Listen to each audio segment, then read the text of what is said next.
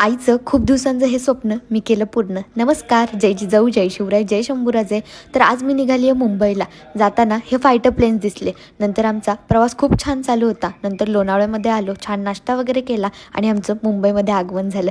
छानसं असं महाराजांचं दर्शन घेतलं आणि आमच्या पुढच्या प्रवासाची तयारी केली. छानसं असं समुद्रावरती गेलो होतो, ते म्हणजे बांद्राच्या. आई खूप खुश झाली होती. खूप दिवसांनंतर समुद्र पाहिला होता आणि तिच्या चेहऱ्यावरचा आनंद हाच मला सगळं काही देत होता. आणि त्याचबरोबर नंतर मला जायचं होतं द ताज लँड एंडला. तुम्ही म्हणत असाल का आलीस ताजला? तर हो सांगते.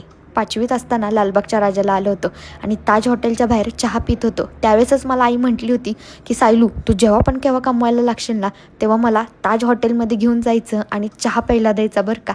आणि आज तेच तिचं स्वप्न मी पूर्ण केलं आहे. आणि खरंच तिच्या चेहऱ्यावरचा आनंद माझ्यासाठी सगळं काही आहे. मी तुम्हा सगळ्यांना एकच सांगेल, आई वडिलांना खुश ठेवा. तुम्हाला तुमच्या आयुष्यामध्ये काहीच कमी पडणार नाही. धन्यवाद.